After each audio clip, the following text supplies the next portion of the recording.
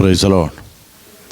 കർത്താവിൻ്റെ പരിശുദ്ധമായ നാമം വാഴ്ത്തപ്പെടുമാറാകട്ടെ. ബഹുമാന്യ ദൈവദാസൻ കുടുംബം, ഇവിടെ ആയിരിക്കുന്ന എല്ലാ ദൈവമക്കൾക്കും വീണ്ടും വരുന്നവനായ യേശു ക്രിസ്തുവിന്റെ നാമത്തിലുള്ള വന്ദനത്തെ അറിയിക്കുന്നു. ഈ രാജ്യത്തും വരുവാനും കൂടെ ഒരുമിച്ചായിരിക്കാൻ ദൈവം നല്ല അവസരത്തിനായി സ്തോത്രം. കഴിഞ്ഞ പകലും രാത്രി നിങ്ങൾ ഒരുമിച്ച് ദൈവം സൃഷ്ടിപ്പാൻ ദൈവം എനിക്ക് അവസരം നൽകി. ഞാൻ സ്വീഡനിലൊരു ചർച്ചിലെ ഉപവാസ പ്രാർത്ഥനയ്ക്ക് വേണ്ടി വന്നതാണ്. ചില ദിവസങ്ങളിലേക്ക് ഇനി ഒരു 10-15 ദിവസം മാത്രമേ ഉള്ളൂ തിരികെ പോകുവാൻ. ഇങ്ങനെ ഒരുപാട് ദൈവം നിങ്ങളുടെ ഇടയിൽ വന്ന മറ്റൊരു ദൈവദാസൻ മുഖേന, ഗ്ലാഡ്സൺ പാസ്റ്റർ മുഖേന ഇവിടേക്ക് വരുവാനും പരിചയപ്പെടുവാനുള്ള അവസരമുണ്ടായി. സ്തോത്രം. കർത്താവ് നിങ്ങളെല്ലാവരെയും അനുഗ്രഹിക്കുകയും സഹായിക്കുകയും ചെയ്യട്ടെ. ദീർഘവർഷങ്ങൾക്ക് മുമ്പ് കണ്ട പ്രിയപ്പെട്ടവരെ ഇന്നലെ കാണുവാൻ ദൈവം എനിക്ക് അവസരമൊരുക്കി. വർഷങ്ങൾക്ക് മുമ്പാണ് ഞങ്ങൾ ദുബൈയിൽ വെച്ച് കണ്ടത്. ഇങ്ങനെ ഇവിടെ വെച്ച് അപ്രതീക്ഷിതമെങ്കിലും ഞങ്ങൾ അയൽവക്കക്കാരാണ്. അന്ന് മാത്രമേ കണ്ടിട്ടുള്ളൂ. സ്തോത്രം. ഇവിടെ കാണുവാൻ നൽകിയ നല്ല അവസരത്തിനായി സ്തോത്രം. കർത്താവ് നിങ്ങളെല്ലാവരെയും അനുഗ്രഹിക്കുകയും സഹായിക്കുകയും ചെയ്യട്ടെ. സ്തോത്രം. കഴിഞ്ഞ ദിവസം ഇല്ലാത്തവർക്ക് വേണ്ടി എൻ്റെ പേര് പറയുന്നു. എൻ്റെ പേര് റിജി ജോർജ്. എൻ്റെ സ്വദേശം ചെങ്ങന്നൂർ പാണ്ടനാട്. ഞാൻ പെന്തക്കോസ്ത് കുടുംബത്തിൽ 3-ാം തലമുറക്കാരനാണ്. എനിക്ക് വൈഫ്, 2 കുട്ടികൾ. എൻ്റെ മോടെ വിവാഹം കഴിഞ്ഞു. എൻ്റെ മോൻ പഠിച്ചുകൊണ്ടിരിക്കുന്നു. സ്തോത്രം. നേഴ്സിങ്ങിന് പഠിച്ചുകൊണ്ടിരിക്കുന്നു. കർത്താവ് സഹായിക്കട്ടെ. 34 വർഷമായി പഠനമടക്കം കർത്താവിൻ്റെ വേലയിലായിരിക്കാൻ ദൈവം എനിക്ക് അവസരമൊരുക്കി. പഴയ ചർച്ചിലെ ഒരു വിശ്വാസിയും പുതിയ ചർച്ചിൻ്റെ പാസ്റ്ററുമാണ്. സ്തോത്രം. എൻ്റെ പ്രധാന ജോലി പൈനർ വർക്ക് ചെയ്യുക എന്നതാണ്. ഇന്ന് 6ാമത്തെ ചർച്ച് ഞാൻ പൈനർ ചെയ്തുകൊണ്ടിരിക്കുന്നു. കോട്ടയത്ത് മണർകാട് പുതുപ്പള്ളിക്കും ഇടയ്ക്കായ ഒരു സ്ഥലത്ത്, തലപ്പാടി സ്ഥലത്ത് കർത്താവിൻ്റെ വേലയിലായിരിക്കുന്നു. കേരളം, വടക്കേന്ത്യ, കർണാടക തുടങ്ങിയ സ്ഥലങ്ങളിലെല്ലാം സഭാ സ്ഥാപനമായിരുന്നു എൻ്റെ പ്രധാന ജോലി. ദൈവം അയക്കുന്നിടത്തെല്ലാം കടന്നുപോയി കർത്താവിൻ്റെ പ്രവൃത്തി ചെയ്തുകൊണ്ടിരിക്കുന്നു. നിങ്ങളുടെ നടുവിൽ വരുവാൻ ഒരുക്കിയ അവസരത്തിനായി സ്തോത്രം. തുടർന്ന് ദൈവവചനത്തിലേക്ക് പ്രവേശിക്കുന്നു. ഒത്തിരി ഒച്ചയും ബഹളം ഉണ്ടാക്കാതായിരിക്കും ഞാൻ പോകുന്നത്. സ്തോത്രം. അതുകൊണ്ട് വളരെ ശ്രദ്ധയോടെ ദൈവവചന ശ്രവണത്തിനായി നമുക്ക് അവസരം കൊടുക്കാം. നിങ്ങൾക്ക് ഏറ്റവും സുപരിചിതമായ ഒരു സബ്ജക്റ്റിലേക്കാണ് ഞാൻ ഇന്ന് പോകാൻ പോകുന്നത്. സ്തോത്രം. കുഞ്ഞുങ്ങളൊക്കെ ശ്രദ്ധിക്കണം. കുഞ്ഞുങ്ങൾക്ക് മലയാളം അറിയാമെന്ന് എനിക്കറിയാം. സ്തോത്രം. എങ്കിലും ഇംഗ്ലീഷ് മാത്രമേ മനസ്സിലാകത്തുള്ളൂ എന്നല്ല. അതുകൊണ്ട് വളരെ പെതുക്കെ പോകുന്നത് കൊണ്ട് എല്ലാവരും ഈ പറയുന്ന കാര്യം ഗ്രഹിച്ച് മനസ്സിലാക്കണം എന്ന് ഞാൻ ഓർപ്പിക്കുന്നു. സ്തോത്രം. കർത്താവ് നമ്മെ സഹായിക്കട്ടെ. ഇന്നത്തെ നമ്മുടെ ടോപ്പിക്ക് രക്ഷ എന്നതാണ്. എല്ലാം രക്ഷിക്കപ്പെട്ടവരല്ലേ? എല്ലാവരും കൈവയ്ക്കുക. രക്ഷിക്കപ്പെട്ടവരെല്ലാം ഒന്ന് കൈവയ്ക്കുക. ഓക്കെ. ഇന്ന് യേശു കർത്താവ് വന്നാൽ പോകുമെന്നുള്ളവരെല്ലാം ഒന്ന് കൈവയ്ക്കുക.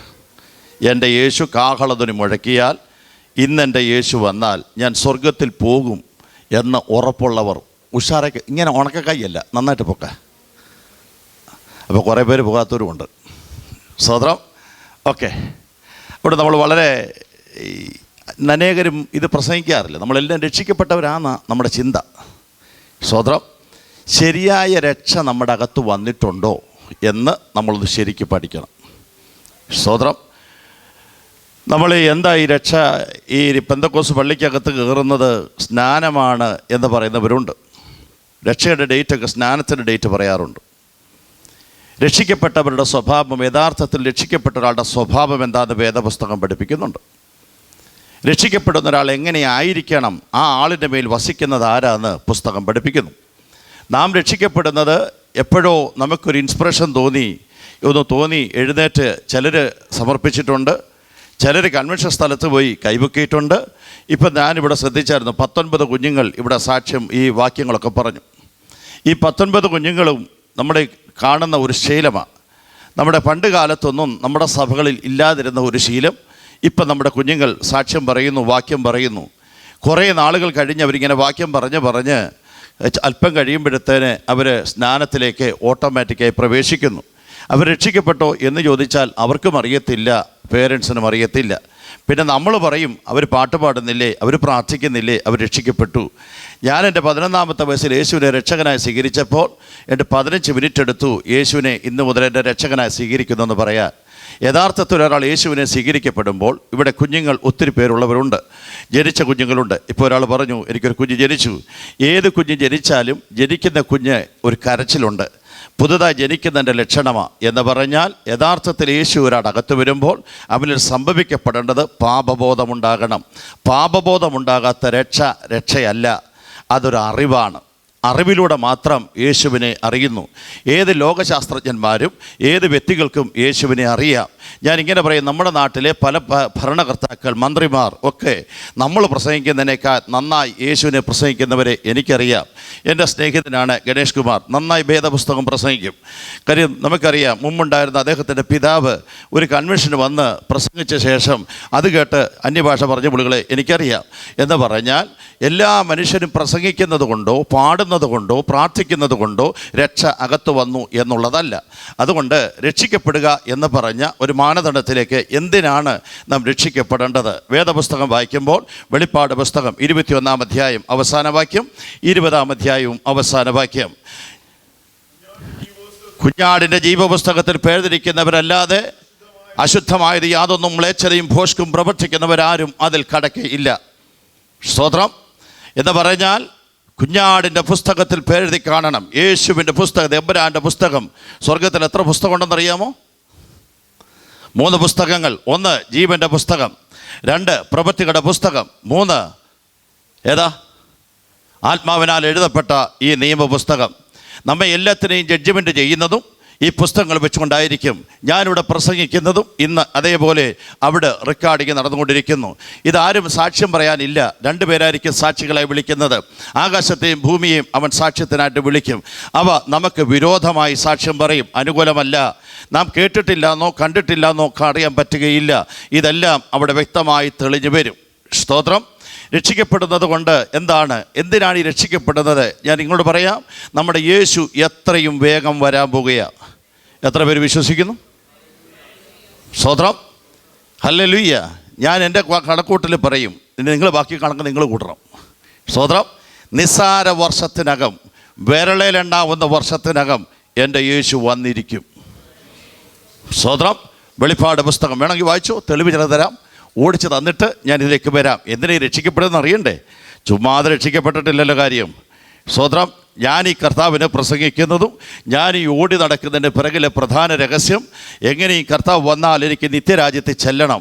അതാണ് എൻ്റെ പ്രധാന ലക്ഷ്യം. വെളിപ്പാട് പുസ്തകം അതിൻ്റെ 13-ാം അധ്യായം 5-ാം വാക്യം. വമ്പൻ ദൂഷണം സംസാരിക്കുന്ന വായ അതിന് ലഭിച്ചു. ഏതിന്? മൃഗത്തിൻ്റെ സംഖ്യ ഗണിക്കാമോ? ഏതാ മൃഗം? മേരാ നാം സോഫിയ എന്നും പറഞ്ഞ് സൗദിയിൽ ഒരാൾ വന്നായിരുന്നു. ഇന്ന് യൂറോപ്പിൽ ഒരാൾ പ്രവചിച്ചു തുടങ്ങി. ലോകമെമ്പാടും പ്രവചനത്തിൻ്റെ പങ്കാളിത്തത്തിൽ ഓടി നടക്കുക. ഉപദേശിമാർ മുഴുവൻ പ്രവചിക്കുന്നു, സ്വാമിമാർ പ്രവചിക്കുന്നു, അമൃതാനന്ദമേ പ്രവചിക്കുന്നു. എല്ലാവർക്കും എന്ത് കേട്ടാൽ മതി? പ്രവചനം കേട്ടാൽ മതി. ഇന്ന് ചരിത്രത്തിൽ പ്രവചിച്ചു തുടങ്ങി. ആര് പറഞ്ഞു? അത് കണ്ടെത്തിയ മനുഷ്യൻ 2003 നെറ്റിൽ നിങ്ങൾ കയറണം. അത് 2003 റിസൈൻ ചെയ്തപ്പോൾ, 23 റിസൈൻ ചെയ്തപ്പോൾ അദ്ദേഹം എഴുതി വെച്ചൊരു വാക്കുണ്ട്. 2025 ആകുമ്പോൾ ആരാധന ആവശ്യപ്പെടും. അങ്ങനെയാണെങ്കിൽ 2003 തന്നെ അത് 2004 അത് ആരാധന ആവശ്യപ്പെട്ടു. ഗൂഗിൾ അതിന് കൊടുത്തേക്കുന്നത് അത് ഫേക്കാണ് എന്നാണ്. എന്നാലല്ല എന്ന് അദ്ദേഹം പറയപ്പെടുന്നു, അത് സത്യമാണ്. അങ്ങനെയാണെങ്കിൽ മൃഗം സംസാരിച്ചു തുടങ്ങി, വമ്പും ദൂഷണവും പറയാൻ, എല്ലാത്തിനും മേൽ സംസാരിപ്പാൻ കഴിയുന്ന ഒരാത്മാവ് വെളിപ്പെട്ടു തുടങ്ങിയിരിക്കുന്നു. അങ്ങനെയാണെങ്കിൽ നിങ്ങൾ തിരിച്ചറിയുക, യേശുവിൻ്റെ വരവ് എവിടെ എത്തിയിരിക്കുന്നു. നമ്മൾ തിരിച്ചറിയണം, വചനം ദുർലഭമായിരിക്കുന്നു. വചനം ഗ്രഹിക്കാൻ ആൾക്കാരില്ല, വചനത്തിന് പിറകെ പോകാൻ ആൾക്കാരില്ല, സുവിശേഷ സത്യം ഗ്രഹിക്കാൻ ആൾക്കാരില്ല. വെളിപ്പാട് പുസ്തകം 6-ാം അധ്യായം, എല്ലാം എനിക്ക് ഓടിച്ചു പറഞ്ഞു പോകമേ. 6-ാം അധ്യായം 12-13 വാക്യങ്ങൾ. 6-ാം മുദ്ര പൊട്ടിച്ചപ്പോൾ വലിയൊരു ഭൂകമ്പമുണ്ടായി. പൂരയും കരിമ്പട പോലെ കറുത്തു, ചന്ദ്രൻ മുഴുവനും രക്തതുല്യമായി തീർന്നു. കായുതിർക്കും പോലെ ആകാശത്ത് നിന്ന് നക്ഷത്രങ്ങൾ ഭൂമിയിൽ വീണു. മതി. സ്തോത്രം. ഇവിടെ എങ്ങനെ സംഭവിക്കപ്പെടുന്നത്? ഇത് സംഭവിക്കുമോ? നാസ കണ്ടുപിടിച്ചിരിക്കുന്നു. കഴിഞ്ഞ 4 മാസങ്ങൾക്ക് മുമ്പ് നാസ പറഞ്ഞിരിക്കുന്ന റിപ്പോർട്ടാണ്. കുറേ നാൾക്ക് മുമ്പ് കുറേ റിപ്പോർട്ടുകൾ പറയുന്നുണ്ട്. ഓൾറെഡി സൂര്യൻ പകുതി കത്തിക്കരിഞ്ഞിരിക്കുന്നു.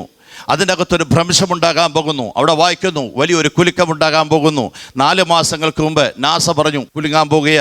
ആ ഭ്രംശമുണ്ടായാൽ അത് സൂര്യൻ പൊട്ടിപ്പോകും. വേദപുസ്തകം പറയുന്നു, മേളിൽ നിന്ന് ആലിപ്പഴം വീഴുന്നത് പോലെ, ഉതിർന്ന മരത്തിൽ നിന്ന് വീഴുന്നത് പോലെ വീഴാൻ സമയമായി. കുറേ വർഷങ്ങൾക്ക് മുമ്പ് ശാസ്ത്രം കണ്ടുപിടിച്ചിരുന്നു, 2030 ആകുമ്പോൾ ഭൂമിയിൽ പ്രകാശം തരാതെ, സൂര്യൻ പ്രകാശം തരാതെ വരും, ചന്ദ്രൻ പ്രകാശം തരാതെ ഇരിക്കും. വെളിപ്പാട് പുസ്തകം അതിൻ്റെ 8-ാം അധ്യായം 11-ാം വാക്യം 12-ാം വാക്യം. ആ നക്ഷത്രത്തിന് കാഞ്ഞിരം എന്ന് പേർ.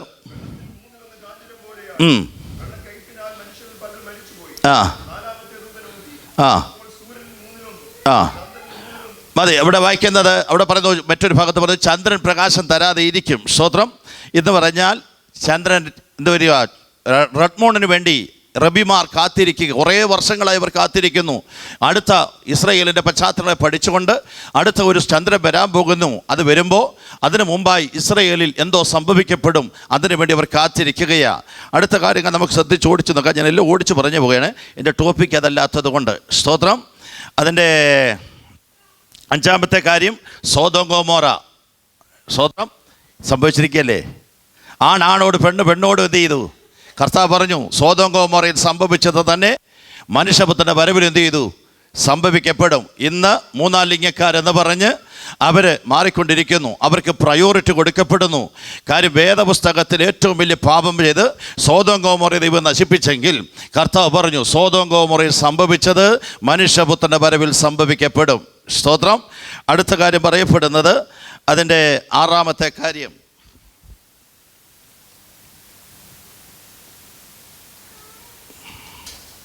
കാണുന്നില്ല.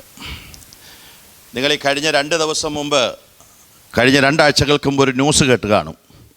വായിച്ചോ? ആർക്കറിയാം? യെരുശലേമിലെ ദേവാലയത്തിലേക്ക് മഹാപുരോഹിതൻ എന്ത് ചെയ്തു? നിയോഗിച്ചു കഴിഞ്ഞു. സകല ദേവാലയ ശുശ്രൂഷയ്ക്കും ന്യൂസിലെല്ലാം വന്നതാ, നമുക്കത് കാണണം. സ്തോത്രം. അതിലേറ്റവും കൂടുതൽ ആൾക്കാരെ കൊണ്ടുപോയതോടെ ഇന്ത്യയും ഈ ഇസ്രായേലും തമ്മിലുള്ള ബന്ധത്തിന് പ്രധാന കാരണം അറിയാമോ? മോഡിയുമായിട്ടുള്ള ബന്ധത്തിന് കാരണം കൊറോണയ്ക്ക് മുമ്പായി ലേവി കുടുംബത്തിൽപ്പെട്ടവരെ ബ്ലഡ് സാമ്പിൾ വെച്ചിട്ട് നാഗാലാൻഡിൽ നിന്നാണ് ഏറ്റവും കൂടുതൽ ആൾക്കാരെ കണ്ടെത്തിയത്. അവരെ ഇങ്ങോട്ടേക്ക് 3 ഫ്ലൈറ്റിലായി അവരെ അവിടുന്ന് കയറ്റിവിട്ടു. ഇന്ന് അവിടുത്തെ കഴിഞ്ഞ 2 ആഴ്ചകൾക്ക് മുമ്പ് മഹാപുരോഹിതനെ അവർ അപ്പോയിൻമെൻറ്റ് ചെയ്തു. 1000കണക്കിന് ചുമന്ന പശുക്കളെ അവർ പ്രൊഡക്റ്റ് ചെയ്ത് നിർത്തിയിരിക്കുന്നു. കഴിഞ്ഞ ചില മാസങ്ങൾക്ക് മുമ്പ് ട്രംപ് അവിടേക്ക് പോയിരുന്നു. യെരുശലേം ദേവാലയത്തിന് മതിൽക്ക് ചെന്നിട്ട് പറഞ്ഞു ഇനിയും എത്രയും വേഗം ഇവിടെ ആലയം പണിയും. കേട്ടായിരുന്നോ? കേട്ടു. കഴിഞ്ഞ 2 ആഴ്ചകളിൽ ട്രംപ് ചെയ്തൊരു പരിപാടി നാട്ടുകാരെ മുഴുവൻ കാശ് കൊടുത്തിപ്പോൾ വാങ്ങിച്ചുകൊണ്ടിരിക്കുക. തുർക്കിയുടെ ഉപരോധം എടുത്തു മാറ്റി അവന് കുറേ കാശ് കൊടുത്തു. സിറിയയുടെ ഉപരോധം എടുത്തു മാറ്റി അവന് കുറേ കാശ് കൊടുത്തു. എന്തിനാണെന്നറിയാമോ? ഈ ആലയപണി തുടങ്ങുമ്പോൾ പാലസ്തീൻ അടി തുടങ്ങും. അടി തുടങ്ങിയാൽ ഇസ്രയേലും അമേരിക്കയും ബ്രിട്ടനും കൂടെ ഒരുമിച്ച് ചേർന്ന് അതിന് ഉന്മൂലനാശം വരുത്തും. അങ്ങനെയാണെങ്കിൽ ട്രംപിനെ ദൈവത്താൽ കൊണ്ടുവന്നെന്ന് ഞാൻ പറയും. പൊളിറ്റിക്സ് ഒന്നുമല്ല അവിടെ കാരണം. അവൻ ഒരിക്കൽ ഇറങ്ങിപ്പോകുന്നതിന് മുമ്പേ യെരുശലേമിനെ ക്യാപിറ്റലായി പ്രഖ്യാപിച്ചെങ്കിൽ അടുത്തത് ഇറങ്ങിപ്പോകുന്നതിന് മുമ്പേ അടുത്ത കാര്യം നടക്കപ്പെടും.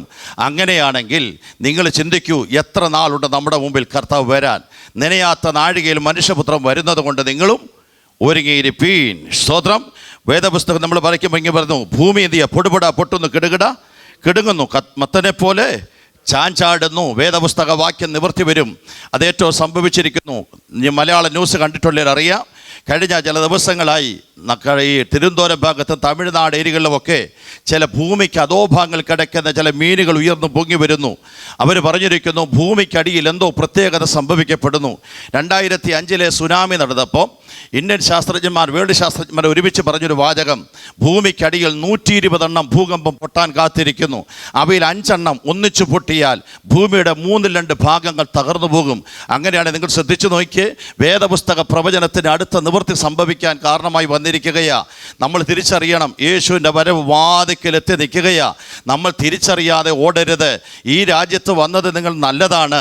ഞാൻ ഇങ്ങനെ പറയും, ഈ രാജ്യത്ത് നിങ്ങളെ കൊണ്ടുവന്ന് കാശ് സമ്പാദിക്കാനല്ല, ഈ രാജ്യത്ത് കൊണ്ടുവന്ന് സുഖലോലുപത ജീവിക്കാനല്ല. ഈ രാജ്യം ഒരു കാലത്ത് സുവിശേഷത്തിൻ്റെ ശക്തി വെളിപ്പെടുത്തിയെങ്കിൽ നിങ്ങൾ ഈ പട്ടണത്തിൽ അയച്ചത് നശിച്ചു പോകുന്ന ജനത്തെ ഓർത്ത് പ്രാർത്ഥിക്കാനൂടെയാ.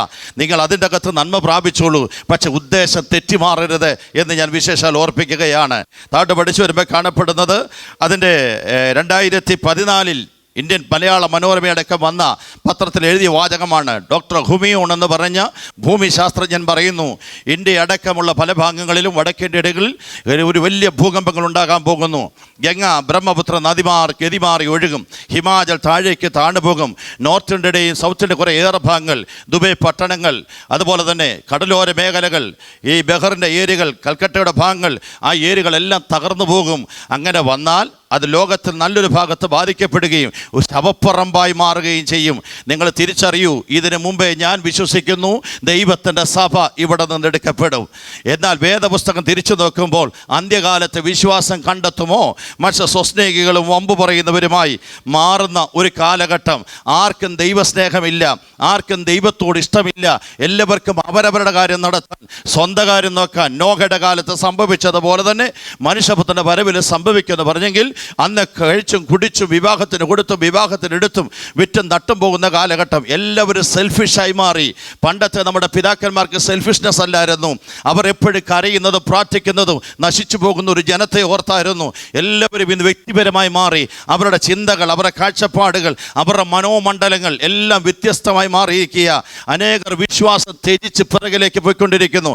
അനേക ശുശ്രൂഷകന്മാർ ശുശ്രൂഷ വിട്ട് മാറിപ്പോകുന്നു. കഴിഞ്ഞ ദിവസം നമ്മൾ യൂട്യൂബിൻ്റെ അകത്തൊക്കെ കണ്ടില്ലേ, 42 വർഷം ശുശ്രൂഷിച്ച ഒരു ദൈവദാസൻ പറഞ്ഞ ചില വാക്കുകൾ ഞാൻ അദ്ദേഹത്തോട് പറയും. അദ്ദേഹം രക്ഷിക്കപ്പെട്ടിട്ടില്ല. യഥാർത്ഥമായി രക്ഷിക്കപ്പെടുന്നൊരുത്തന് ഒരിക്കലും അത് പറയാൻ പറ്റുകയില്ല.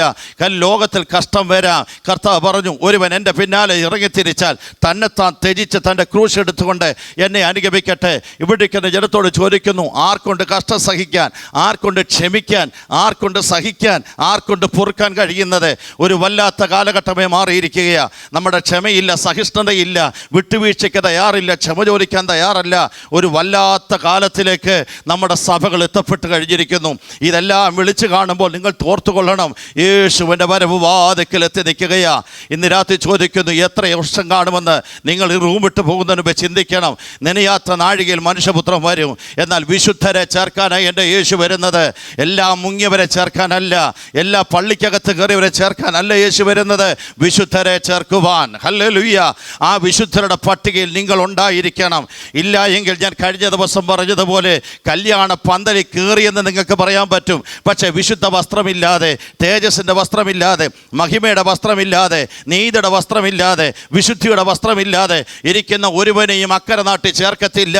അവിടെ എല്ലാവരെ ചേർക്കാൻ വേണ്ടി വെച്ചിരിക്കുന്നതല്ല.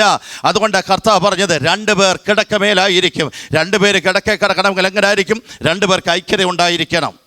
വേണ്ടേ? ഇല്ലെങ്കിൽ 2 പേർ കിടക്കാൻ പറ്റുമോ? അവൽ ഒരാളെ എടുക്കും, ഒരാളെ കൈവിടപ്പെടും.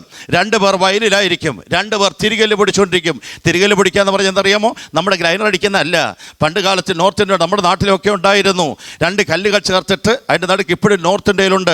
അതിൻ്റെ നടുക്കൂടെ ധാന്യങ്ങൾ ഇട്ട് കൊടുക്കും. വലിയ കല്ലാണ്. 2 പേരും ഒരുപോലെ കറക്കപ്പെടണം. അത് കറക്കണമെങ്കിൽ 2 പേരുടെയും മനസ്സും ശരീരം ഒന്നായി മാറണം. ഇല്ലെങ്കിൽ റൊട്ടേഷൻ തിരിച്ചു വരും, കറങ്ങാതെ വരും.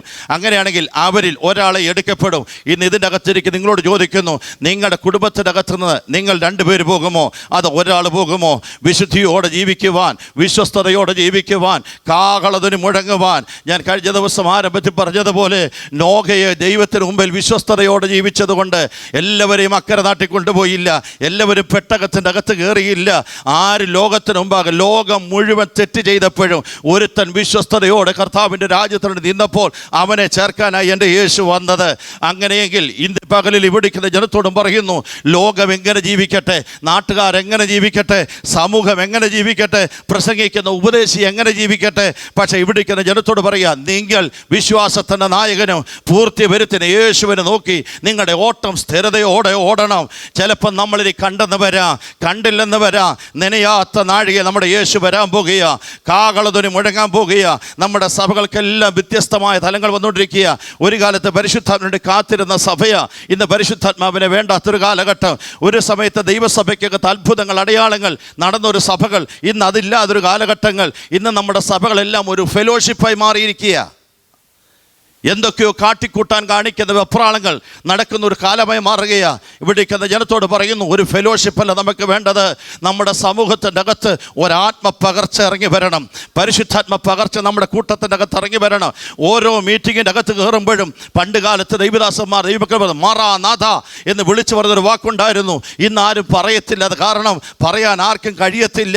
തിരിച്ചറിയണം, ആർക്ക് തന്നെ ഉറപ്പില്ലാത്ത ഒരു ലോകത്തിലാണ് നിൽക്കുന്നത്. ഇവിടേക്കുന്ന ജനത്തോട് പറയുന്നു, രക്ഷിക്കപ്പെടാത്ത, വിശുദ്ധ ജീവിതം നയിക്കാത്ത ഒരാളെയും ചേർക്കാൻ യേശു വരികയില്ല. രക്ഷിക്കപ്പെട്ടവരെ ചേർക്കാനാണ് യേശു വരുന്നത്. വായിക്കാം, അടുത്ത വേദഭാഗത്തേക്ക് പോകാം. യോഹന്നാന്റെ സുവിശേഷം. ആര് പോകും, ആര് പോകത്തില്ല എന്ന് നമുക്ക് ഓടിച്ചൊന്ന് നോക്കാം. യോഹന്നാന്റെ സുവിശേഷം 3-ാം അധ്യായം 3-ാം വാക്യവും 5-ാം വാക്യവും. ആമേൻ, ആമേൻ, ഞാൻ നിന്നോട് പറയുന്നു, പുതുതായി ജനിച്ചില്ല എങ്കിൽ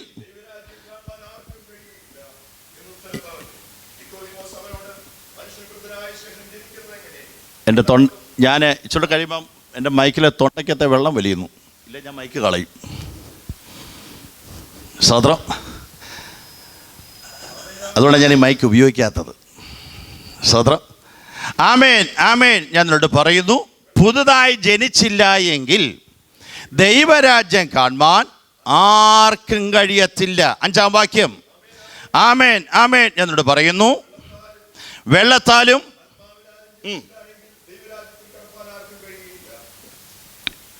നിങ്ങളിനി ബാക്കി എടുക്കണ്ട. ഗലാത്യ ലേഖനം 5-ാം അധ്യായം 19 വാക്യങ്ങൾ, 21-ാം വാക്യം. ജഡത്തിന്റെ പ്രവൃത്തികളോ പക, പിണക്കം, ജാരശങ്ക, ക്രോധം, ശാഠ്യം, ദ്വന്ദ്വപക്ഷം, ഭിന്നത, അസൂയ, മദ്യപാനം, വെറിക്കുത്ത്, ഈ വക പ്രവർത്തിക്കുന്നവരാരും ദൈവരാജ്യം, 3 വാക്കുകൾ നിങ്ങൾ ശ്രദ്ധിച്ചോ, ദൈവരാജ്യം കാണുകയില്ല, കടക്കുകയില്ല, അവകാശമാക്കുകയില്ല. സ്തോത്രം. ദൈവരാജ്യം, സ്വർഗരാജ്യം, പുത്തനാം യെരൂശലേം, നീതിയുടെ ഭവനം, വിശുദ്ധ സ്ഥലം, സ്വർഗസ്ഥലം, ഇങ്ങനെ 11 വാക്കുകൾ ഉപയോഗിക്കപ്പെടുന്നു. എന്നാൽ കർത്താവ് നമ്മോട് പറയുന്നു, ദൈവരാജ്യം നിങ്ങളുടെ ഇടയിൽ തന്നെ ഉണ്ടല്ലോ. അതാ ദൈവരാജ്യം. ദൈവരാജ്യം ഭക്ഷണവും പാനീയവുമല്ല, നീതിയും സമാധാനവും പരിശുദ്ധാത്മാവിലെ സന്തോഷം. ദൈവരാജ്യം നിങ്ങളുടെ അകത്തുണ്ടെങ്കിൽ 3 കാര്യം നടക്കണം. സ്തോത്രം. മനസ്സിലാക്കണം. ദൈവരാജ്യം, സ്വർഗരാജ്യം നിങ്ങളുടെ ഇടയില്ല. അതുകൊണ്ട് കർത്താവ് പ്രാർത്ഥിക്കാൻ പ്രാർത്ഥിച്ചില്ലേ, സ്വർഗസ്ഥനായ നിങ്ങളുടെ പിതാവേ, നിന്റെ രാജ്യം വരണമേ. ആ ദൈവരാജ്യം നമ്മുടെ അകത്ത് വരണം. ആ രാജ്യം നമ്മുടെ അകത്ത് ഇറങ്ങി വരണമെങ്കിൽ ആ 3 കാര്യം നടക്കപ്പെടണം. എന്തൊക്കെയാണ്? ഇപ്പം നമ്മൾ പറയുന്നത് എന്താ അറിയാമോ? ഞാൻ പ്രാർത്ഥിച്ചതുകൊണ്ട് എനിക്ക് എന്ത് കിട്ടി? UK വരാൻ പറ്റി. ഞാൻ പ്രാർത്ഥിച്ചുകൊണ്ട് എന്ത് ചെയ്തു? എനിക്ക് അമേരിക്ക പോകാൻ പറ്റി. ഞാൻ പ്രാർത്ഥിച്ചുകൊണ്ട് എനിക്ക് എന്ത് കിട്ടി? വീട് കിട്ടി. ഞാൻ ചോദിക്കുന്ന വെള്ളാപ്പള്ളി നടേശന് അങ്ങനെ കിട്ടിയതെന്താ? ഇന്ത്യയുടെ 6-7 പേരുടെ കയ്യിലാണ് ഇന്ത്യയുടെ 60% സ്വത്തിരിക്കുന്നത്. 40% സ്വത്തേ ഉള്ളൂ ബാക്കി കോടിക്കണക്കിന് ജനത്തിൻ്റെ കയ്യിലിരിക്കുന്നത്. ഈ 60% സ്വത്തിരിക്കുന്നവരാരും യേശുവുമായി ഒരു പുലബന്ധമില്ലാത്തവരാ. അവരാരും യേശുവിനോട് പ്രാർത്ഥിക്കാത്തവരാ. അങ്ങനെയാണെങ്കിൽ ഇവർക്ക് കിട്ടിയ നന്മയെല്ലാം ആരുടേതാ? സ്തോത്രം. ദൈവത്തെ അറിഞ്ഞത് കൊണ്ടൊന്നും അല്ല. നിങ്ങൾ മാത്രമല്ലല്ലോ ഈ രാജ്യത്ത് വന്നത്. എന്തോ ഒരു മുസ്ലിങ്ങൾ വന്ന് കയറി കിടക്കുന്നു. അവനെല്ലാം നേരം നമ്മളെന്തോ പറയണം? നമ്മുടെ ഭാഷ അനുസരിച്ച് അവനെന്താ പറയട്ടെ? പറ ബോസ, പറ. നിങ്ങൾ കാറ്റുപോയോ? പറ. സ്വത്രം. കണക്കനുസരിച്ച് എന്ത് പറയണം? ഇവിടുത്തെ മുസ്ലിങ്ങൾ, ഇവിടെ ഹിന്ദുക്കളും സകല ജാതി മതസ്ഥരും ഈ രാജ്യത്ത് വന്നു. പ്രാർത്ഥിച്ചത് കൊണ്ടാണ് എനിക്കിതെല്ലാം കിട്ടിയതെന്ന് നിങ്ങൾ പറയുന്നെങ്കിൽ, ഈ ലോകത്തിരിക്കുന്ന ഈ UK കയറിയ കോടിക്കണക്കിന് ജനത്തോട് എന്ത് പറയണം? അവരെന്ത് പറയണം? സ്തോത്രം. നിങ്ങൾ തിരിച്ചറിയണം, ദൈവരാജ്യം കഴിക്കുന്നതും കുടിക്കുന്നതും ഒന്നുമല്ല, നിങ്ങളുടെ പ്രോപ്പർട്ടി ഒന്നുമല്ല, നിങ്ങളുടെ ജോലിയല്ല, ഇതൊന്നുമേ അല്ല. അങ്ങനെയാണെങ്കിൽ പൗലോസിക പറയണോ ഇതെല്ലാം ചപ്പൊന്നും ചവർന്ന് വീണെന്ന്? അക്കാലത്ത് 1-ാം നൂറ്റാണ്ടിൽ ഇറങ്ങിത്തിരിച്ച മനുഷ്യൻ 3000 കോടി രൂപയുടെ ആസ്തി ഉണ്ടായിരുന്നു. 2 യൂണിവേഴ്സിറ്റി ഡിഗ്രി ഉണ്ടായിരുന്നു. നാടൻ ഭാഷ പറഞ്ഞ നമ്മുടെ ഒരു MP ആയിരുന്നു. ഇത്രയും പദവി ഉണ്ടായിരുന്ന മനുഷ്യൻ 2 നാഷണാലിറ്റി ഉണ്ടായിരുന്നു. ഈ നാഷണാലിറ്റിയും ഈ സ്വത്തും സകലതും താൻ പറയുക, ഞാൻ ക്രിസ്തു നിമിത്തം സകലവും ഛേദമെന്നുണ്ടെന്നു. അത് പറഞ്ഞിട്ടാണ് ആ മനുഷ്യൻ 2 കൊരിന്ത്യർ 5-ാം അധ്യായത്തിൽ പറയുന്നത്, കൂടാരമാകുന്ന എൻ്റെ ഈ ഭൗമ ഭവനം അഴിഞ്ഞു പോയാൽ കൈപ്പണിയല്ലാത്ത നിത്യമായ ഒരു ഭവനം എനിക്ക് സ്വർഗത്തിലുണ്ടെന്ന് ഭൂമിയിലിരുന്നുകൊണ്ട് പറയുക, എനിക്കൊരു വീട് അവിടെ ഉണ്ട്. സ്വതന്ത്രം. രക്ഷയുടെ ഭദ്രത ഒരുവൻ്റെ അകത്ത് വന്നാൽ തട്ടിപ്പോയ ശേഷം ഉപദേശിമാർ നടക്കുമ്പോഴല്ല പറയുന്നത്, ജീവനോടിരിക്കുന്ന. അതുകൊണ്ടാണ് നിങ്ങൾ ആരംഭത്തിൽ ചോദിച്ചത്, നിങ്ങൾക്ക് എത്ര പേർക്ക് ഉറപ്പുണ്ടെന്ന് ചോദിച്ചത്. സ്വതന്ത്രം. ഹല്ലേലൂയ. നീതി ഇവിടെ പറയുന്നു, ദൈവം കഴിക്കുന്നതും കുടിക്കുന്നതുമല്ല, നീതീകരണം നടക്കപ്പെടണം. സ്വതന്ത്രം. യേശു രക്തത്താൽ നീതീകരണം വരണം എന്ന് പറഞ്ഞാൽ ഞാൻ ഇങ്ങനെ പറയും, പെട്ടെന്ന് മനസ്സിലാക്കാൻ വേണ്ടി പറയാം. കൊലക്കുറ്റത്തിനായി വിധിക്കപ്പെട്ട ഇന്നലെ ഗ്രീഷ്മയെ കൊലക്കുറ്റത്തിന് വിധിച്ചു, തൂക്കുകയറ വിധിച്ചു അല്ലേ? കഷായം കൊടുത്ത ഗ്രീഷ്മ എന്ത് ചെയ്തു? ഇന്നലെ കോടതി വിധിച്ചു അവളെ മരണം വരെ എന്ത് ചെയ്യാൻ? തൂക്കാൻ. ഇന്ന് മുതൽ അവൾക്ക് എന്നൊക്കെയാണ് കിട്ടുന്നതെന്നറിയാമോ? എന്നാ കെയറിങ്ങാണ് കിട്ടുന്നതെന്നറിയാമോ? ജയിലിലേക്ക് പോകുന്ന അവൾക്ക് എല്ലാ ദിവസവും മെഡിക്കൽ ചെക്കപ്പ് കാണും. കാരണം ഡോക്ടർ വരുന്നു, അവൾ ചോദിക്കുന്ന ഭക്ഷണം വാങ്ങിച്ചു കൊടുക്കും. അവൾക്ക് എന്നെ എല്ലാ ദിവസവും കൗൺസിലിങ്ങിന് ആൾക്കാർ വരും. തൂക്കറിട്ട് കയറ്റാൻ പോവാ. അതിന് മുമ്പ് എല്ലാ ദിവസവും അവളെ കൗൺസിൽ ചെയ്യും. ടെൻഷൻ വേണ്ട എന്ന് അവളോട് പറഞ്ഞുകൊണ്ടിരിക്കും.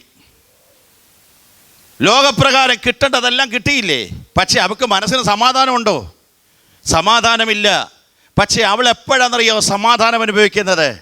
ഇന്ത്യൻ പ്രസിഡന്റിനൊരു ദയാഹർജി കൊടുക്കുമ്പോൾ അദ്ദേഹം പഠിച്ചിട്ട് പറയുക, ഇവൾ അധികം പ്രായമാകാത്ത പെൺകുട്ടിയാണ്, അവളെ തൂക്കിൽ നിന്ന് മാറ്റുവാൻ ഞാൻ അവൾക്ക് ഫ്രീഡം കൽപ്പിക്കുന്നു എന്ന്.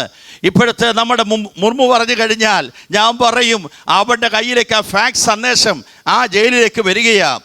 അവളുടെ ഇടയ്ക്ക് ചെന്ന് അടുത്ത ദിവസം പറയുന്നു, പോലീസുകാർ പറയാൻ പോകുക, നിന്നെ തൂക്കിൽ നിന്ന് മാറ്റിയിരിക്കുന്നു എന്ന് പറഞ്ഞാൽ അവൾ അനുഭവിക്കുന്ന ഒരു ഫ്രീഡം ഉണ്ടല്ലോ, അത് ഉലകത്തിൽ ആർക്കും അനുഭവിക്കാൻ കഴിയാത്തതാ.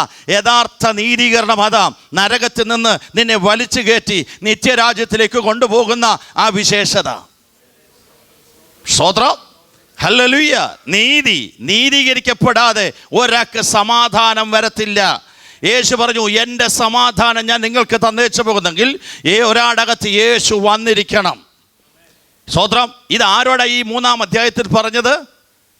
ഇച്ചിരി സ്പീഡ് കൂടുതൽ എനിക്കറിയാം, എങ്കിലേ തീരത്തുള്ളൂ. സ്തോത്രം. ഈ 3-ാം അധ്യായത്തിൽ ആരെക്കുറിച്ചാണ് പറയുന്നത്? ആരെക്കുറിച്ചാണ് മോനെ? ചാപ്റ്റർ 3 ആരെക്കുറിച്ചാണ് പറഞ്ഞേക്കുന്നത്? നിക്കോദിമോസിൻ്റെ 7 ഗുണം ഞാൻ പറയാൻ പോവാ. 7 ഗുണം നിങ്ങൾക്കുണ്ടോ എന്ന് നിങ്ങൾ നോക്കണം. 7 ഗുണമുള്ള നിക്കോദിമോസിനോടാണ് 3-ാം വാക്യത്തിൽ പറഞ്ഞത്, നീ ദൈവരാജ്യം കാണത്തില്ലെന്ന്. സ്തോത്രം. അപ്പം നിങ്ങൾ അല്പനേരം ആരാകാൻ പോവാ? ഹലോ, നിക്കോദിമോസ് ആകാൻ പോവാ. ഓക്കെ. ഇനി നിക്കോദിമോസിൻ്റെ 7 ഗുണങ്ങൾ. 1-ാം വാക്യം, പരീശന്മാരുടെ കൂട്ടത്തിൽ, യഹൂദന്മാരുടെ കൂട്ടത്തിൽ വിവിധ കാറ്റഗറി ഉണ്ട്. പരീശരുണ്ട്, സദൂക്യരുണ്ട്, ലേവ്യരുണ്ട്, യഹൂദിയരുണ്ട്. ഇങ്ങനെ പല കാറ്റഗറി ഉണ്ട്.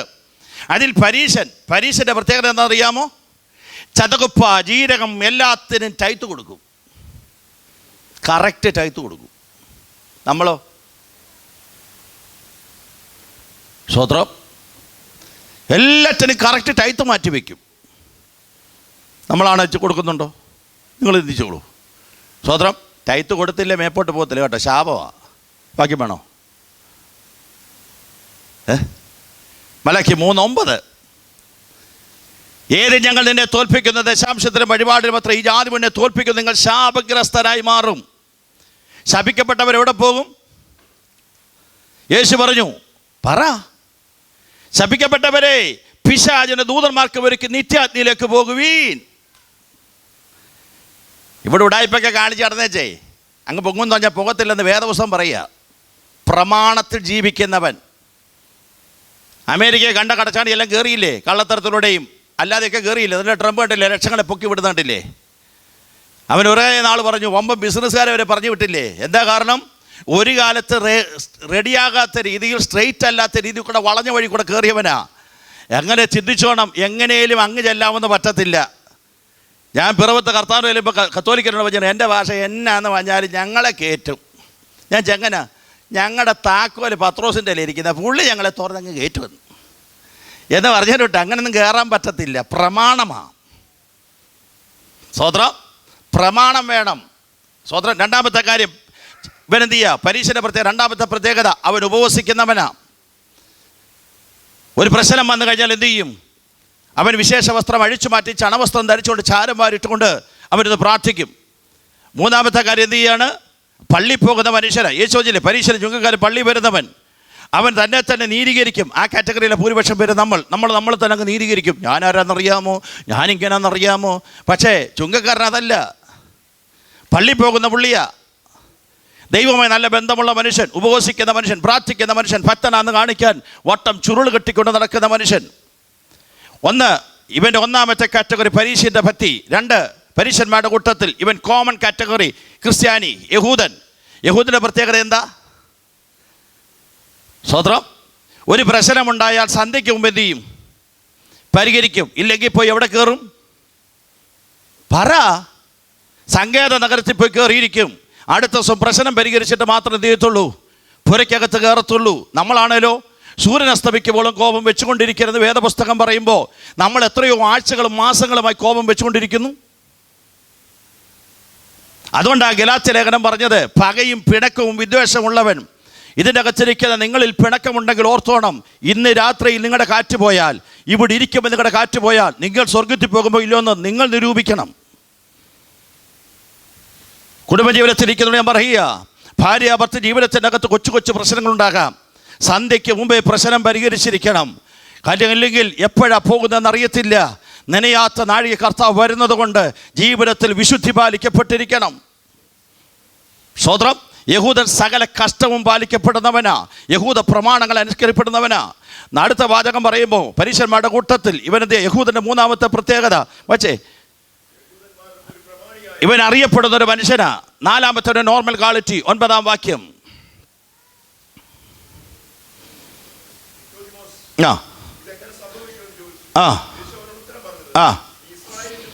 അപ്പൊ ഈ പുള്ളി നോർമൽ, ഇവനിപ്പോൾ ആരാ? നമ്മുടെ ഭാഷ പറഞ്ഞാൽ ആരാ? ടീച്ചർ എന്ന് പറഞ്ഞാൽ മലയാളത്തിൽ പറയടാ, ഉപദേശി. സ്വോത്രം. നമ്മളാരാ? പുരോഹിതന്മാരല്ലേ? നിങ്ങളെല്ലാവരും ആരാ? കപ്പ്യാരിമാരാന്നോ? ഇരിപ്പ് കെട്ടിട്ട് കപ്പ്യാരെ പോലെ അതല്ല ഇരിക്കുന്നേ.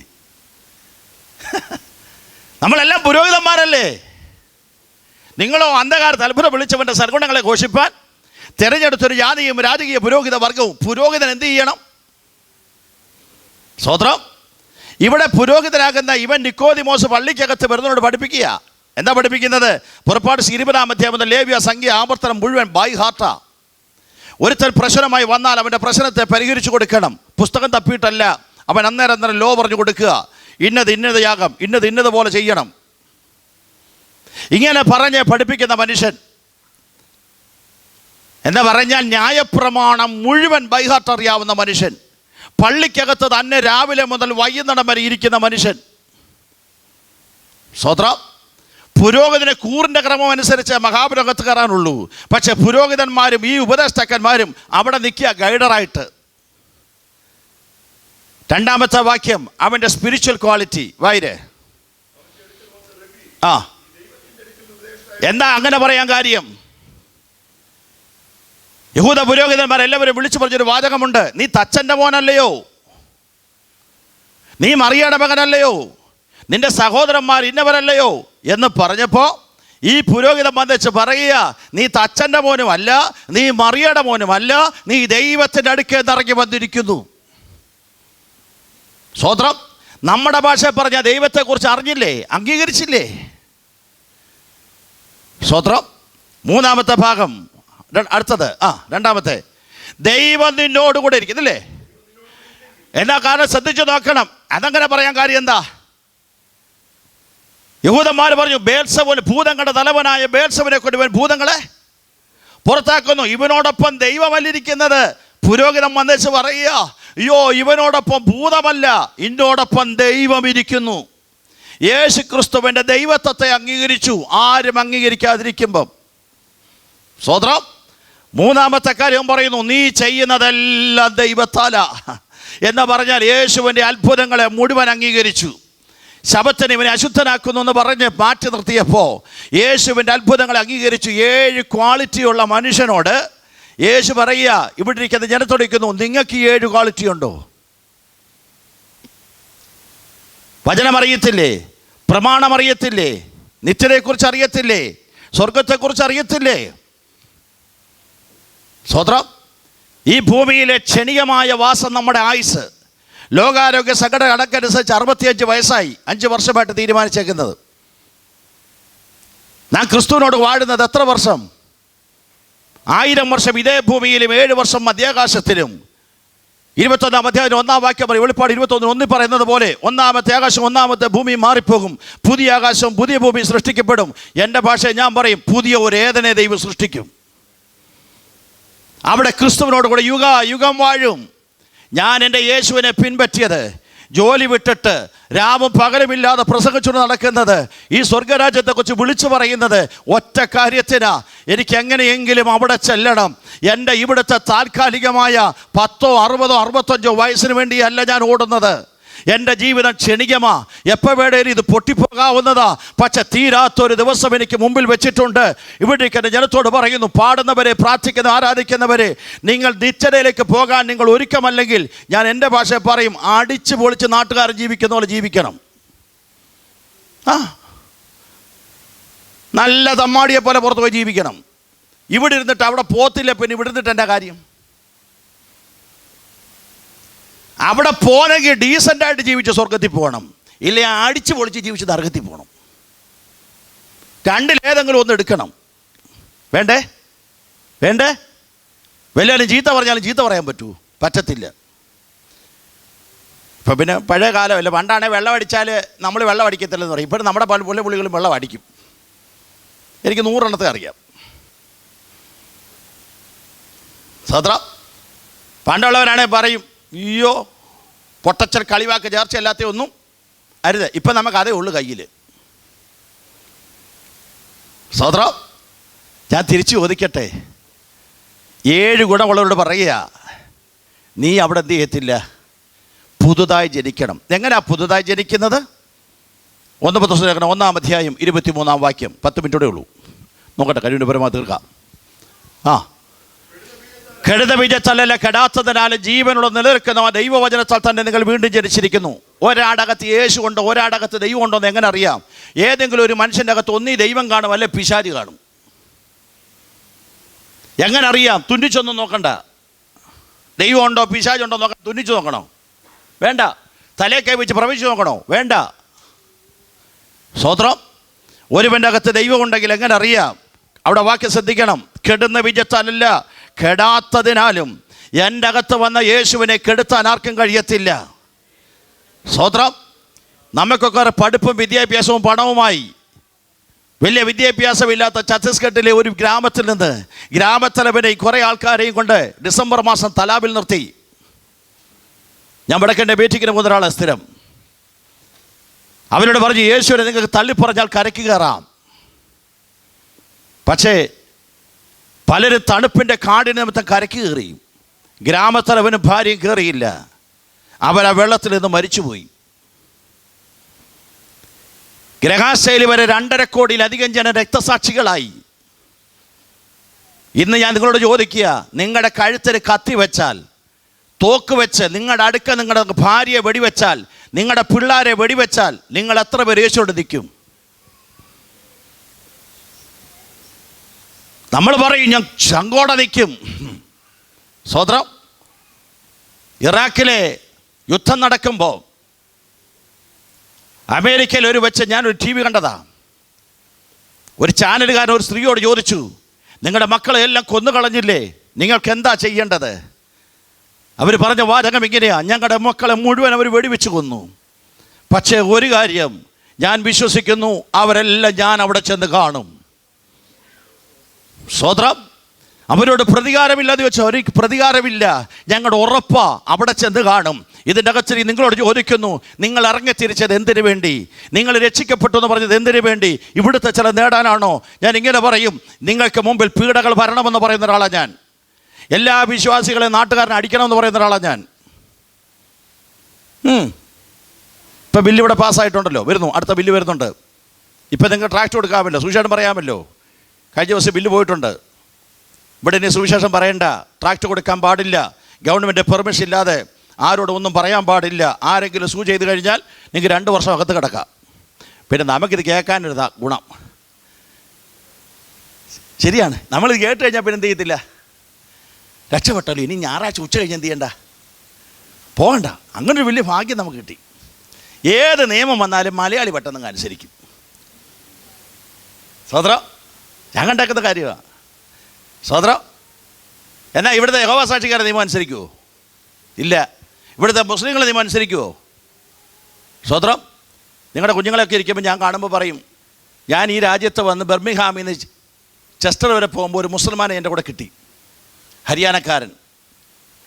നമ്മളൊക്കെ പറയും ഇവിടെ വരുമ്പോൾ നമ്മുടെ പിള്ളേർ എന്ത് ചെയ്യാനാ, വാട്ട് കേക്കറിന എന്നൊക്കെ ചോദിക്കുന്നത് കേട്ടു. അവൻ എന്നോട് പറഞ്ഞതാ. ഞാൻ എത്ര വർഷമായി ഇവിടെ വന്നിട്ട്? 4.5 വർഷമായി. ഞാൻ ചോദിച്ചു, ഇവിടുത്തുകാരനൊരുത്തൻ മുസ്ലിം ആയാൽ എന്നാ ചെയ്യണ്ടേ? അവൻ പറഞ്ഞൊരു വാചകം, ഞങ്ങൾ പഠിപ്പിക്കുന്ന പ്രമാണം അനുഷ്ഠിക്കണം. അവൻ മുസ്ലിം ആയാൽ അവർ പർദ്ദയിടണം. നിങ്ങൾക്കറിയായിരിക്കും, ഇവിടുത്തെ ഇവിടുത്തുകാർ മുസ്ലിം ആയാൽ അവൻ പർദ്ദയിടും. അവൻ്റെ ട്രഡീഷൻ ചെയ്യും. 5ാം ക്ലാസ്സിൽ പഠിക്കുന്ന കൊച്ചിനോട്, ക്ലോസ്റ്ററിലുള്ള പാസ്റ്ററുടെ മോനോട് ചോദിച്ച ചോദ്യമാ, അല്ലാഹ് ആണ് ദൈവം, യേശു ദൈവമല്ല.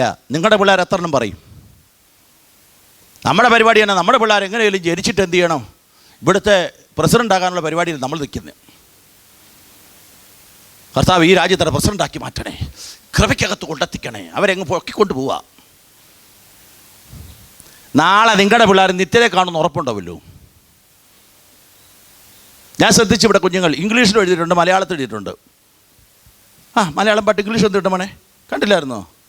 കണ്ടായിരുന്നോടാ? നീ പാടിയായിരുന്നു? പാഷമോനോട് ചോദിക്കുക, നീ പാടിയായിരുന്നു? നീ കുന്തവാ, ഞാൻ നോക്കി, നീ പാടിയില്ല. എന്നിട്ട് ഇവള് പാടി. ഞങ്ങളുടെ ഉപദേശിമാരുടെ കാര്യം പറയുമ്പോൾ കുഴപ്പമില്ലല്ലോ എന്ന് വിചാരിച്ച. സ്വത്രം, ഇവിടെ ജനിച്ച് വളർന്ന പിള്ളേർക്ക്, മുസ്ലിങ്ങൾക്ക്, കൊച്ചു പിള്ളേർക്ക് പോലും അറബി അറിയാം. തിരിച്ചു വയ്ക്കട്ടെ, നിങ്ങളുടെ പിള്ളേർക്ക് എത്ര ബൈബിൾ അറിയാം? രക്ഷിക്കപ്പെട്ടെന്ന് പറയുന്നവർ നാളെ ഞാൻ ഇങ്ങോട്ട് വരത്തില്ലെന്നേ. ഇത് അന്ത്യകാല പണി നടത്താൻ വേണ്ടി എന്നെ വിട്ടേക്കുന്നതാ. സ്വത്രം, ഒരു ഉപദേശിക്കൊന്നും വന്ന് പറയത്തില്ല. അടുത്ത ട്രിപ്പ് വരുന്നതിന് മുമ്പ് എൻ്റെ യേശു വരുന്നത് എനിക്ക് നല്ല ഉറപ്പാണ്. സ്വത്രം, നിങ്ങൾ വിചാരിക്കും ഞാൻ ഇന്നലെ പറഞ്ഞാൽ ഇന്നും പച്ചയ്ക്ക് പറയുക. ഇവിടെ കാശ് പിരിക്കാൻ വന്നതല്ല ഞാൻ. എനിക്ക് വേണ്ട വീടുണ്ട്, എനിക്ക് വേണ്ട വണ്ടിയുണ്ട്, എനിക്ക് വേണ്ടതെല്ലാം ദൈവം തന്നിട്ടുണ്ട്. അതുകൊണ്ടാണ് ചങ്കുറപ്പോടെ നിങ്ങളോട് പച്ച വിളിച്ചു പറയുന്നത്.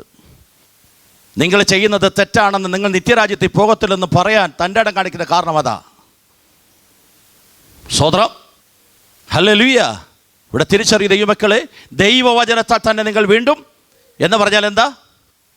ആ വാക്യം എനിക്ക് ഒത്തിരി ഇൻ്റർപ്രിട്ടേഷൻ ചെയ്യണം, ഞാൻ വിടുകയാണ്. ദൈവവചനത്താൽ തന്നെ എന്ന് പറഞ്ഞാൽ എന്താ? ദൈവവചനം എന്ന് പറഞ്ഞാൽ എന്താ? കർത്താവ് യേശു ക്രിസ്തു എവിടെ എഴുതി വെച്ചേക്കുന്നു? വെളിപ്പാട് പുസ്തകം 19-ാം അധ്യായം 13-ാം വാക്യം. ഉൽപ്പത്തി യോഹന്നാന്റെ സുവിശേഷം 1-ാം അധ്യായം 1-ാം വാക്യം. 19-ാം അധ്യായം 13-ാം വാക്യം അടിച്ചുകൊണ്ട് ബെറ്റർ. അവൻ രക്തം തളിച്ച് ഉടുപ്പ് ധരിച്ചിരിക്കുന്നു, അവന് ദൈവവചനമെന്ന്. ആരാ രക്തം തളിച്ച് ഉടുപ്പ് ധരിച്ചത്? യേശുവിൻ്റെ വെള്ള വസ്ത്രം അഴിച്ചു മാറ്റി ചുവന്ന ഒരു മേലങ്കി യേശുവിനെ ധരിപ്പിച്ചു. സ്വത്രം, ചുമന്ന മേലങ്കി ധരിച്ചവൻ അവനാ വചനം. അങ്ങനെയാണെങ്കിൽ നിങ്ങളുടെ അകത്ത് വരേണ്ടത് അറിവാണോ അതോ റിയാലിറ്റി യേശുവാണോ?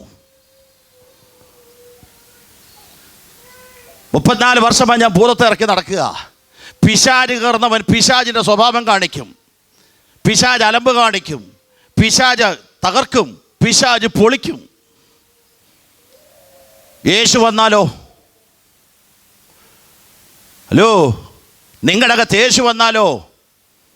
യേശുവിൻ്റെ താഴ്മ കാണിക്കണം, യേശുവിൻ്റെ അനുസരണം കാണിക്കണം, യേശുവിൻ്റെ വിനയം കാണിക്കണം, യേശുവിൻ്റെ കരുതൽ കാണിക്കണം. അത് നിങ്ങളുടെ അകത്തില്ലെങ്കിൽ യേശു ഇല്ല. ആർക്കും അന്യഭാഷ പറയാം. നിങ്ങളുടെ അകത്തിതില്ലെങ്കിൽ നിങ്ങളുടെ അകത്ത് ക്രിസ്തു ഇല്ല. നിങ്ങൾ രക്ഷിക്കപ്പെട്ടിട്ടില്ല. സ്തോത്രം, സ്തോത്രം. ഒരാടകത്ത് ക്രിസ്തു വന്നാൽ എന്ത് നടക്കും? വെളിപ്പാട് പുസ്തകം 10-ാം അധ്യായം 9-10 വാക്യം. Revelation chapter 10 verse 9 or 10. ആ ചെറു പുസ്തകം എൻ്റെ കയ്യിൽ തരാൻ പറഞ്ഞു. അതവനോട്, നീ ഇത് വാങ്ങി തിന്നുക. ഈ വചനം അകത്തേക്ക് വന്നാൽ എന്ത് നടക്കണം? ഇത് നിന്റെ അകത്തേക്ക് വന്നാൽ നിന്റെ അകത്ത് മാനസാന്തരം നടക്കണം. സിംബോളിക്കലോട് പറയുക, ഇത് കഴിക്കണം. പത്രോസിന് എന്താ നടന്നത്? യേശുവിനെ കണ്ടപ്പോ, പടകി കയറിയപ്പോൾ യേശുവിനെ അറിഞ്ഞില്ല. മീൻപിടുത്തത്തിൻ്റെ ബഹുത്വം കണ്ടപ്പോൾ പത്രോസ് പറഞ്ഞൊരു വാചകമുണ്ട്, അയ്യോ ഞാൻ പാപിയായ ഒരു മനുഷ്യൻ, നീ എന്നെ വിട്ടു പോകണം.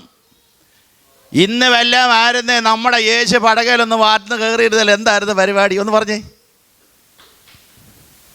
തെണ്ടി കുമ്പാളി എടുത്ത് നിൽക്കുമ്പോഴായിരിക്കും നമ്മുടെ പടകയിലോട്ട് എന്ത് ചെയ്യുന്നത്? യേശു വന്നെന്ത് ചെയ്യുക? കയറി. നമ്മുടെ വള്ളവും നിറഞ്ഞു, അയലോക്കക്കാരൻ്റെ വള്ളം എന്ത് ചെയ്തു? നിങ്ങൾ എന്തായിരിക്കും പറയുന്നേ? പറ ബോസേ. ഓ അങ്ങനല്ല. കർത്താവ് ഇത് കൊടുത്തേച്ച് അടുത്ത ആഴ്ചയോടെ കർത്താവ് എന്ത് ചെയ്യണം? ഇപ്പം അങ്ങനെയാണല്ലോ യേശു നമ്മൾ പിടിച്ചേക്കുന്നത്, ഓരോ ആഴ്ചത്തേക്ക് ലോട്ടറിക്ക് വേണ്ടി. പത്രോസ് പറഞ്ഞൊരു വാചകമാ, ഞാൻ പാപിയാ. യേശുവിനെ കണ്ട സകല മനുഷ്യനും പറഞ്ഞൊരു വാചകം, പാപബോധം വന്നു, പശ്ചാത്താപം വന്നു. നിങ്ങൾ ഇവിടെ ജനത്തോട് ചോദിക്കുന്നു, രക്ഷിക്കപ്പെട്ടവരെ നിങ്ങൾക്കൊരു പശ്ചാത്താപമുണ്ടോ? പെട്ടുകൊണ്ട് ഇരിക്കുന്നു, പെടും. ആ പശ്ചാത്താപം നിങ്ങളുടെ അകത്ത് വരുന്നില്ലെങ്കിൽ ക്രിസ്തു നിങ്ങളുടെ അകത്തില്ല. സ്വതന്ത്രം. അത് ഞാൻ വാങ്ങി തിന്നു, അതിൻ്റെ വയറിനെ കയ്പിച്ചു, വായിൽ തേൻ പോലെ എന്ത് ചെയ്തു? മധുരിച്ചു. സ്വതന്ത്രം. ഹല്ലേലൂയ. യേശു ഒരാടെ അകത്തുണ്ടോ ഇല്ലയോ എന്നുള്ളത് ഒരു പ്രത്യേകമായി ഇവിടെ ഇപ്പോൾ പറയാൻ എനിക്ക് പറ്റിയ സ്ഥലമാണ്. ഇഷ്ടംപോലെ പിള്ളേരുണ്ട്. ഇനിയും അമ്മമാരായവരൊക്കെ പെട്ടെന്ന് പടപെടാന്ന് മറുപടി പറയണം കേട്ടോ, ഞാൻ ചോദിക്കുന്നതിന്. സ്വതന്ത്രം. ഈ കല്യാണം കഴിക്കുമ്പോൾ മുതൽ നാട്ടുകാരൊരു ചോദ്യം ചോദിക്കും, എന്തോന്നാ വിശേഷമില്ല? പെട്ടെന്ന് പറ, അങ്ങനെ ചടപെടാന്ന് പറഞ്ഞോട്ടെ. വിശേഷമില്ലോ എന്ന് ചോദിക്കും. വിശേഷം ഉണ്ടായാൽ ആദ്യം അറിയുന്നത് ആരാ? ആ അമ്മയാകാൻ പോകുന്ന സ്ത്രീ. എൻ്റെ ചോദ്യം, ഈ പിഴച്ചതിൻ്റെ അകത്ത് വന്നാലും പറയൂ? ഇല്ല. ക്യാരിങ് ആയെന്ന് അറിഞ്ഞാൽ അപ്പോഴേ കെട്ടിയോനെ വിളിച്ച് പറയുന്നു, വീട്ടിൽ വിളിച്ച് പറയുന്നു. എന്നാ സന്തോഷമെന്നറിയാമോ?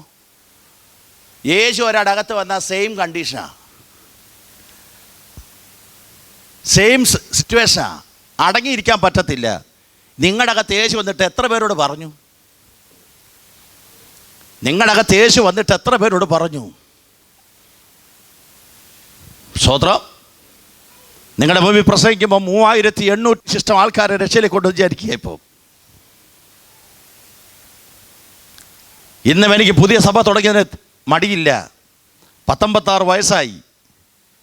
ഇപ്പോഴും ഞാൻ പുതിയ ചർച്ചുമായിട്ടിരിക്കുക. എനിക്ക് ഏറ്റവും ബെറ്റർ ചർച്ചകൾ എൻ്റെ പ്രസ്ഥാനം തരാമെന്ന് പറഞ്ഞതാ. ആത്മാക്കളെ നേടാനുള്ള കൊതി കൊണ്ട് ഇപ്പോഴും ഞാൻ അങ്ങോട്ട് ഓടുകയാണ്.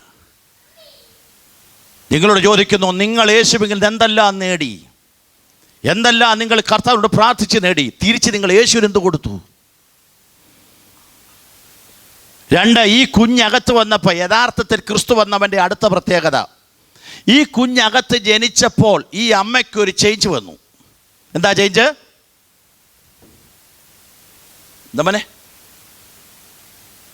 സൗകര്യമാർ പറഞ്ഞേ? പിള്ളേരില്ലേ? എന്താന്നുണ്ടായി? ഒന്നും ഉണ്ടായില്ല. ഈ കുഞ്ഞകത്ത് വന്നപ്പം വരെ ഇന്നലെ വരെ കഴിച്ചുകൊണ്ടിരുന്ന പല സാധനം എന്ത് ചെയ്യണ്ട, കഴിക്കാൻ പറ്റുന്നില്ല.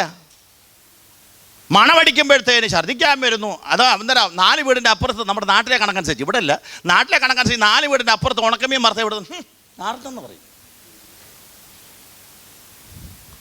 പലതിനോടും വെറുപ്പ്. ശരിക്ക് യേശു വന്നാൽ അതാ, ലോകത്തെ വെറുക്കണം, ലോകത്തിൻ്റെ ഇമ്പത്തെ വെറുക്കണം, ലോകത്തിൻ്റെ ഇഷ്ടത്തെ നീ വെറുക്കണം. ലോകം തരുന്നത് എല്ലാത്തിനോടും നിനക്ക് വെറുപ്പ് വരണം. ധനം, മാനം, ബഹുമാനം ഇവയെല്ലാം നീ വിട്ടുകളയണം. സ്തോത്രം. ഹല്ലേലൂയ. അടുത്തത് ഈ കുഞ്ഞകത്ത് ജനിച്ചു, വളരുക. ഈ കുഞ്ഞിങ്ങനെ വളർന്നുകൊണ്ടേയിരിക്കുന്നു. ഓടിച്ചു പോകട്ടെ, ഞാൻ ഒത്തിരി അത് വിശദീകരിക്കണ്ട, വിടുക. 3 മാസമായപ്പോൾ നാട്ടുകാർ പറഞ്ഞു തുടങ്ങി, ആരാന്ന് ഇങ്ങനെ വയറ്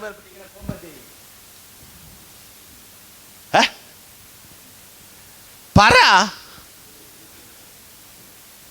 ഇവിടുത്തെ പെണ്ണുങ്ങളൊന്നും ഗർഭിണിയായിട്ടില്ലെന്ന് തോന്നുന്നല്ലോ, ഇരിപ്പ് കണ്ടിട്ട്.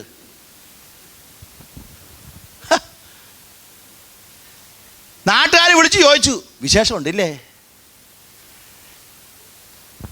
ഞാൻ പറയും, യേശു അകത്തുള്ളവൻ നാട്ടുകാരൻ പറയണം, നിന്റെ കൂടെ ജോലി ചെയ്യുന്നവൻ പറയണം, നിന്റെ വീട്ടിൽപ്പെട്ടവൻ പറയണം.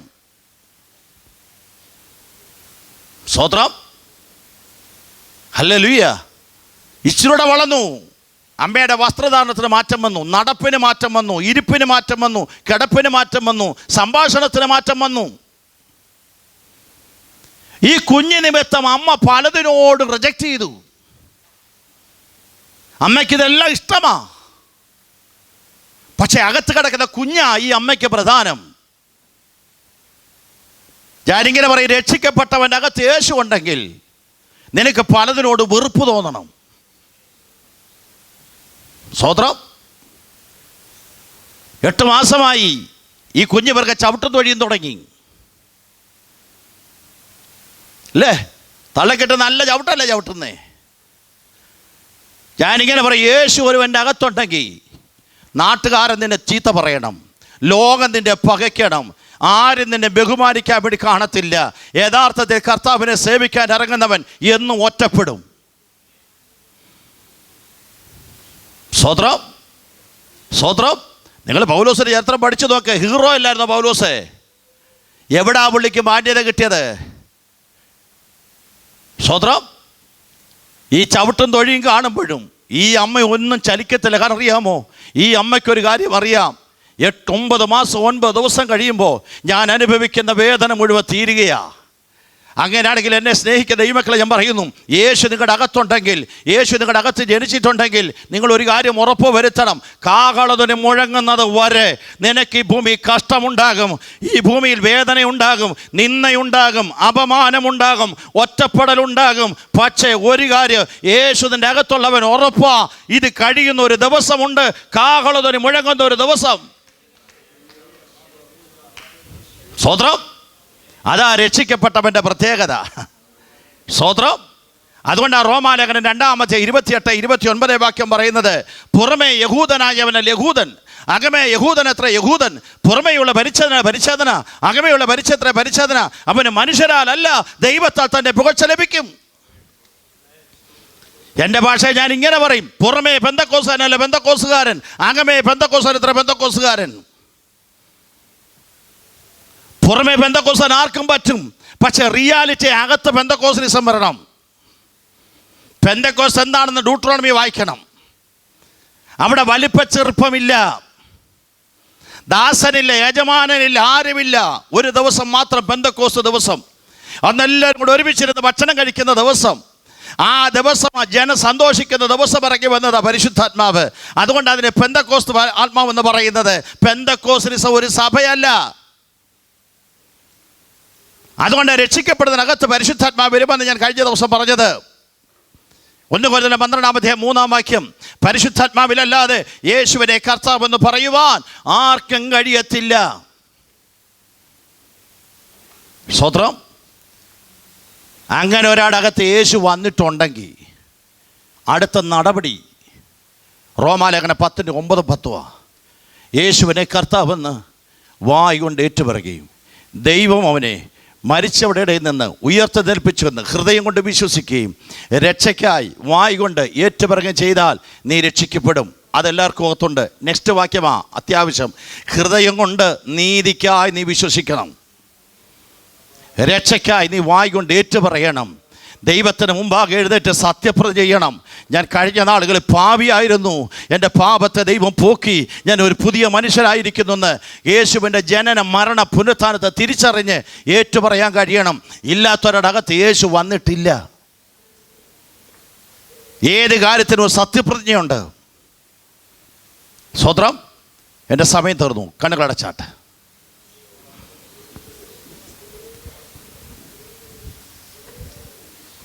രക്ഷിക്കപ്പെട്ടവന് ചില പ്രത്യേകതകളുണ്ട്. അവിടേക്കൊന്നും ഞാൻ പോകുന്നില്ല. എല്ലാ കണ്ണുകളും അടച്ചാൽ സഭായോഗമാണല്ലോ, കൃത്യസമയത്ത് നിർത്തണം. എല്ലാ ദൈവസ്ഥലി കണ്ണടച്ച് ഒരു നിമിഷം നിങ്ങളും ദൈവവുമായി ഒരു ഉടമ്പടി വരുത്തിക്കേ. ഇന്നെൻ്റെ യേശു വന്നാൽ പോകുമോ? ജീസസ്, ഇന്നെൻ്റെ യേശുവിൻ്റെ അകത്ത് വന്നിട്ടുണ്ടോ? നിങ്ങളുടെ അകത്ത് ജീസസ്, നിങ്ങളുടെ അകത്ത് യേശു വന്നിട്ടില്ലെങ്കിൽ, ഇപ്രകാരം വചനപ്രകാരം യേശു നിങ്ങളുടെ അകത്ത് വന്നിട്ടില്ലെങ്കിൽ നിങ്ങൾ ദൈവരാജ്യം അവകാശമാക്കിയില്ല. ഗലാത്യ ലേഖനത്തിൽ പറയുന്ന സ്വഭാവ വൈശിഷ്ട്യങ്ങൾ നിങ്ങളുടെ അകത്തുണ്ടെങ്കിൽ ദൈവരാജ്യം അവകാശമാക്കിയില്ല. യേശു അകത്ത് വന്നിട്ട് സ്വഭാവത്തിന് മാറ്റം വന്നിട്ടില്ലെങ്കിൽ, ജീവിതചര്യകൾക്ക് മാറ്റം വന്നിട്ടില്ലെങ്കിൽ യേശു നിങ്ങളുടെ അകത്ത് വന്നിട്ടില്ല. ഒരു നിമിഷം നിങ്ങൾക്ക് ദൈവത്തിന് മുമ്പാകെ വിട്ടുകൊടുക്കാമോ? കർത്താവേ, ഈ പകൽ ഈ സത്യം ഒരിക്കലൂടെ ഞങ്ങൾ അറിയുന്നു, അതിൻ്റെ റിയാലിറ്റിയെ ഞങ്ങൾ അടുത്ത് വരികയാ, ഞങ്ങളെ ഒന്ന് ഒരുക്കണമേ ദൈവത്തോട് പറയാമോ? Jesus, hallelujah. നിങ്ങളെ തുടർന്ന് വിശുദ്ധീകരിക്കാമോ? നമ്മൾ ആരും അത്ര വിശുദ്ധരൊന്നുമല്ല. എല്ലാ മനുഷ്യൻ്റെ അകത്തും കുറവുകളുണ്ട്, പരാജയങ്ങളുണ്ട്. എന്നാൽ നമ്മെ വിശുദ്ധീകരിക്കാൻ കഴിയുന്ന ഒരു നല്ല ദൈവം ഇവിടെ വന്നിട്ടുണ്ട്.